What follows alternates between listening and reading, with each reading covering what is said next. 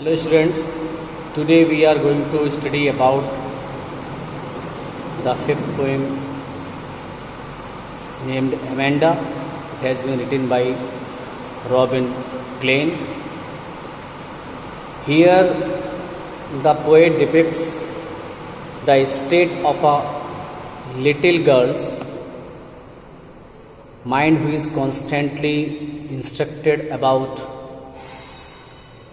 does and don'ts by her elders.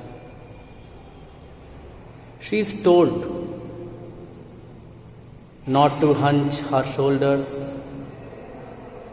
and to sit up straight.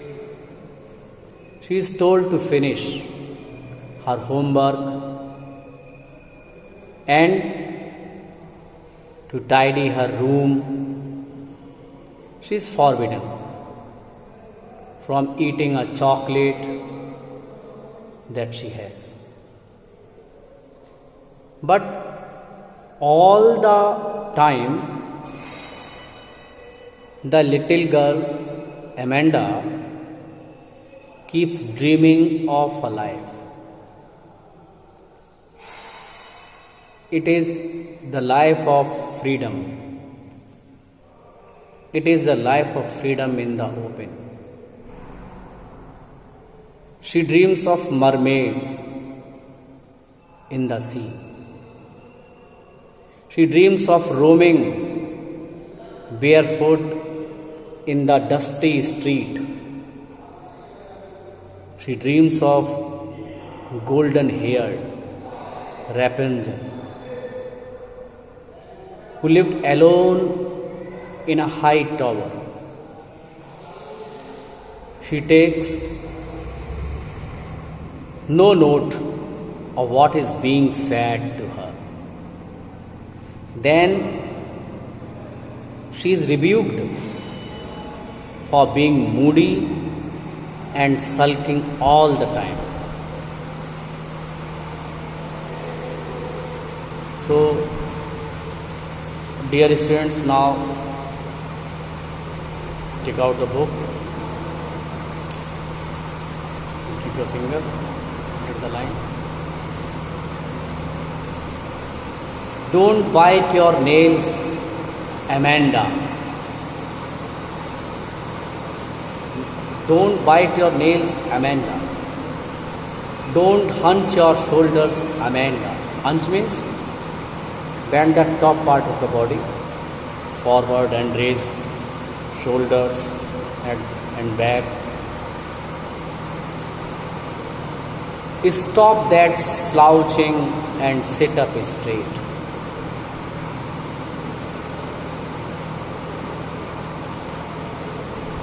Slouching is standing, sitting or moving in a lazy way, often not quite upright. Amanda, there's a languid emerald sea. Languid, a moving slowly with very little physical effort. Emerald means a precious stone of beautiful green color.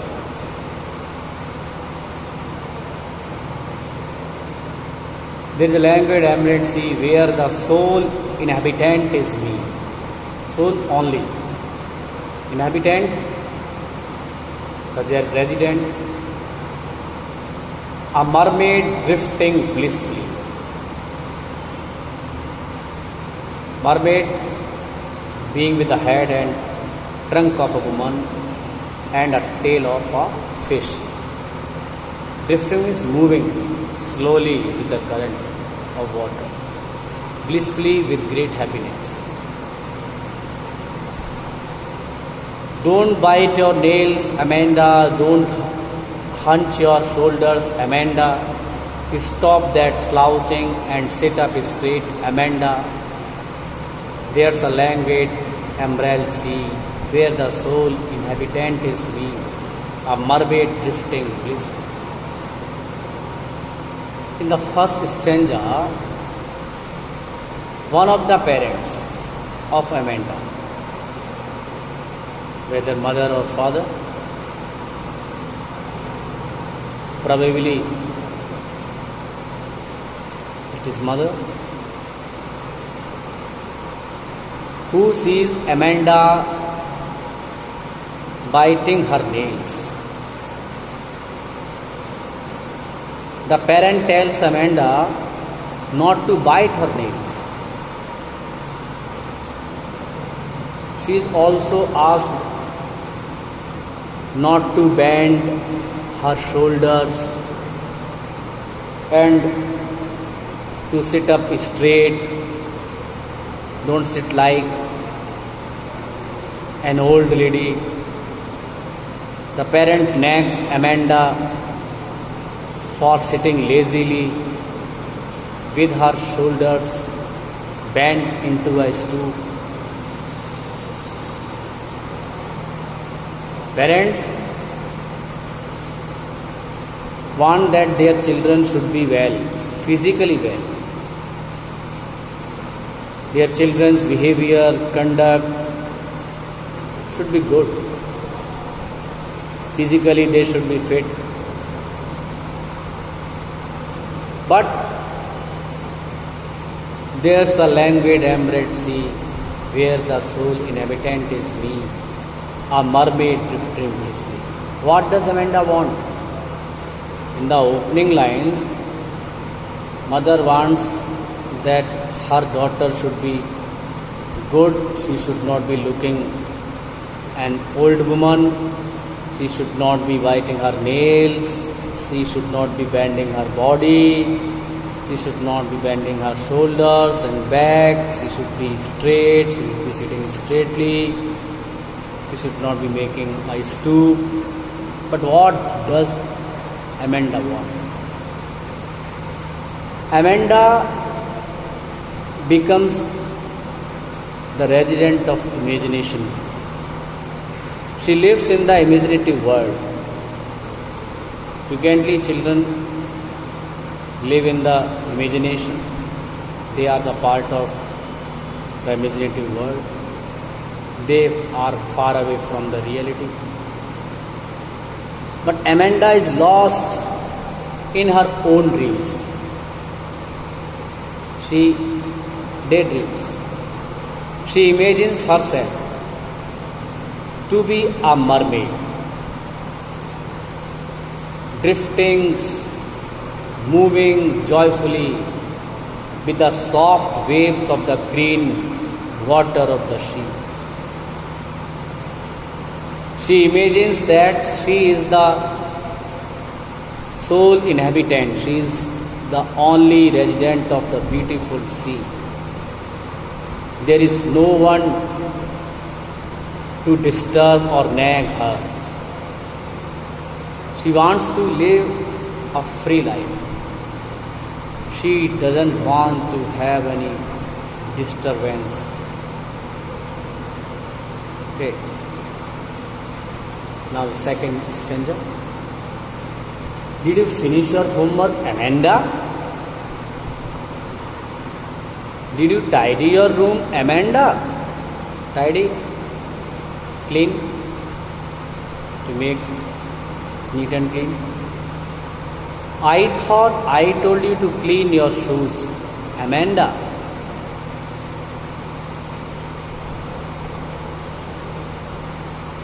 Mother asked Amanda if she has finished her homework. Amanda, have you finished your homework?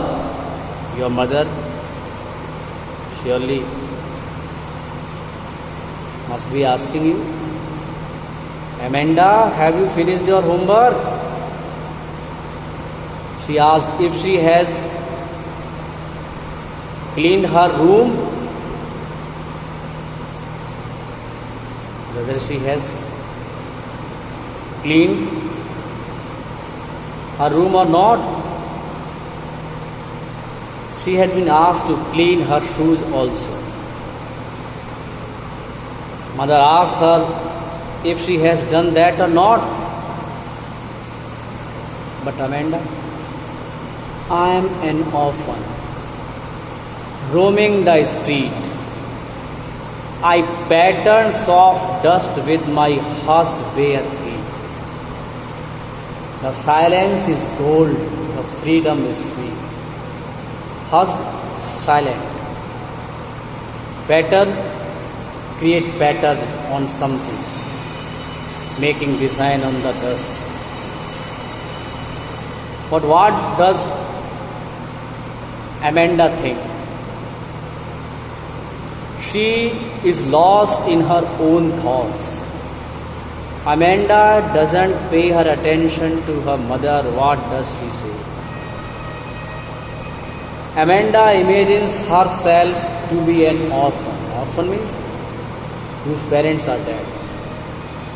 Yes, when the children grow up, they feel they should be living without parents. Because parents are their enemies as they check Amanda not to have mobile, not to do this, not to do that. Today's children don't like their parents to create any disturbance, to rebuke them. In the same way, Amanda imagines to be an orphan with no parents to disturb her, to nag her. She feels happy in being an orphan without parents. She feels happy without parents. She imagines that she is roaming in the street with bare feet. She imagines that she is moving about the street without slippers. She is making soft patterns as she puts her feet gently in the dust. She imagines to make some designs on the dust by her feet. There is all silence about her, with no one to nag her, to disturb her. For the little girl, this silence is golden, and this freedom is so sweet. She wants to live a lonely life without any disturbance. She wants to live a free life.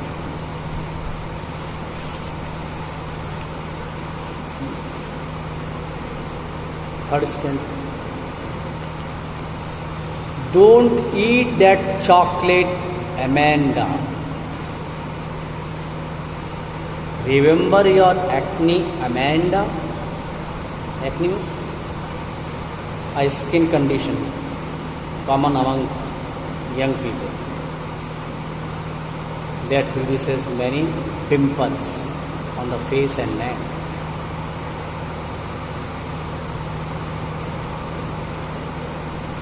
Will you please look at me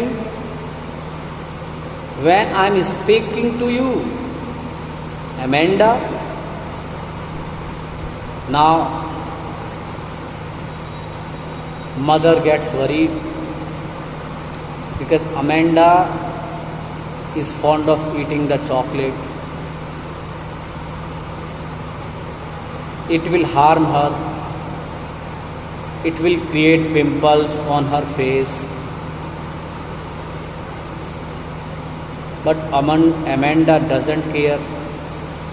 Mother is tearful to her. Mother sees Amanda eating a chocolate and tells her not to eat the chocolate. Mother says that Amanda must not have forgotten the acne, the pimples on her face she had got previously. Previously she had pimples on her face. If she eats chocolate too much, she will have them again. However, Amanda is lost in her own dreams. She doesn't, mother is saying, Will you please look at me? And I'm speaking to you. But Amanda does not pay her attention to her mother. She is lost in her own dreams and does not look up to her mother. At this, the mother feels irritated. She says that Amanda should at least look at her. Amanda, you should at least look at me. When I'm speaking to you, I am Rapunzel.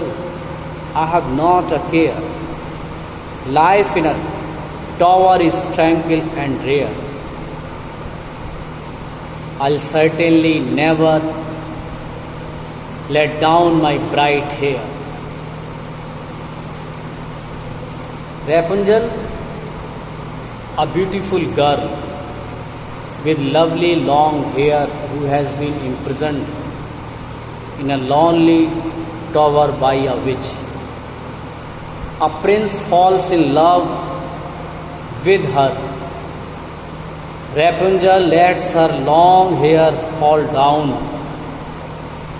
along the castle wall, and the prince comes and climbs up to the tower, catching hold of the hair.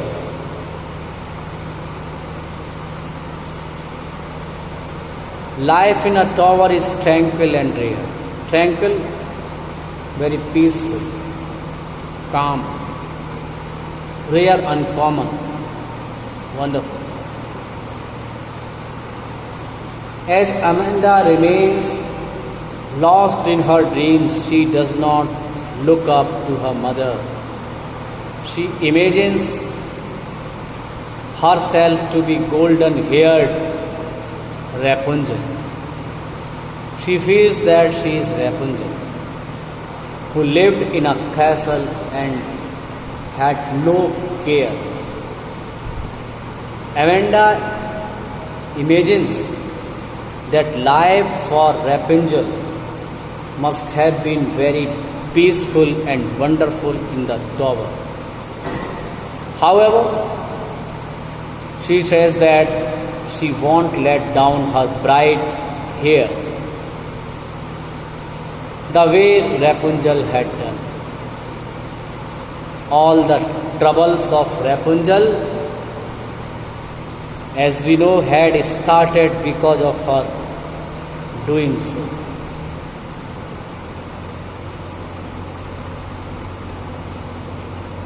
Fourth paragraph, next. Stop that sulking at once. Stop that sulking at once. Amanda. Sulking is being silent when someone is upset.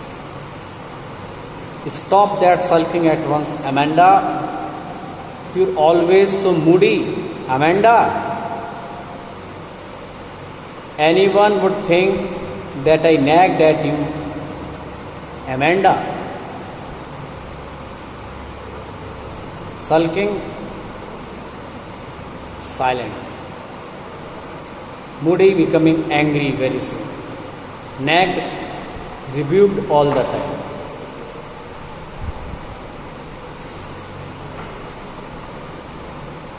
Stop that sulking at once, Amanda.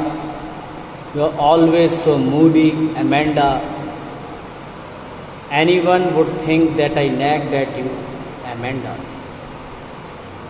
Mother keeps talking to Amanda about various does and don'ts. But Amanda remains lost in her own dreams. Mother thinks that Amanda is not responding. Because she is angry. Mother feels annoyed and asks Amanda to stop sulking at once. Not to be silent, not to be upset. Say something. Mother says that it has become a habit with Amanda to remain irritated always. On seeing her, one would say that the parent has nagged at her, and that is why Amanda is looking gloomy, looking dejected.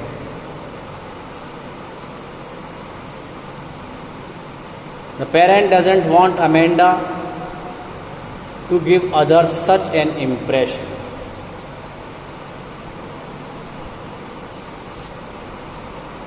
Amanda longs for her freedom. She wants to have a free life.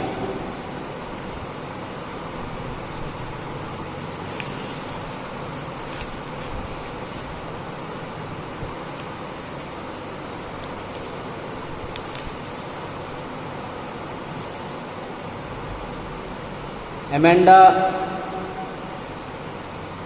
wants to have a life of freedom. She is fed up with the constant nagging of her parent. She wishes that she had been an orphan so that there had been no one to nag her. She could move about freely and play where she liked.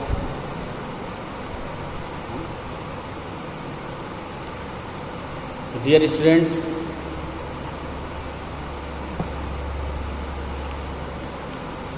now you can see that the the poet has used some poetic devices very beautifully.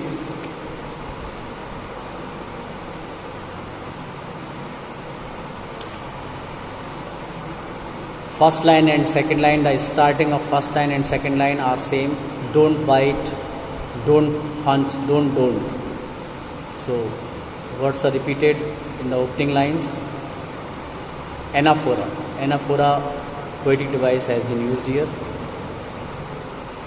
Don't, oh. Shoulder, don't, shoulder. Vowel sound is coming. Assonance, poetic device have been used here. Emerald sea. There is a stanza, first stanza, next line. There is a language. Here is metaphor. A mermaid drifting blissfully. Imagination is here, imagery, as Amanda remains in daydreams. Imaginary, imagery has been used. Mermaid drifting.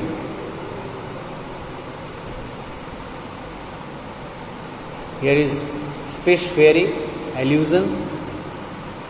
Also, poetic device has been used, allusion. Next line, did you finish your homework, Amanda? Did you tidy your room, Amanda? Amanda. Amanda repeats in this line and second line. So this is repetition, poetic device. I thought, I told, thaw, to, O sound comes, assonance. The silence is golden. Freedom is seen. Metaphor, poetic device has been used here. Next stanza. Will you please look at me when I am speaking to you? In this line, please look E and O. E and O vowels are vowel sound is coming assonance. Okay. Last stanza. Stop that sulking once, Amanda. Stop as, sulking as. Consonant letters are repeated. Alliteration. SS. Stop, sulking. Alliteration.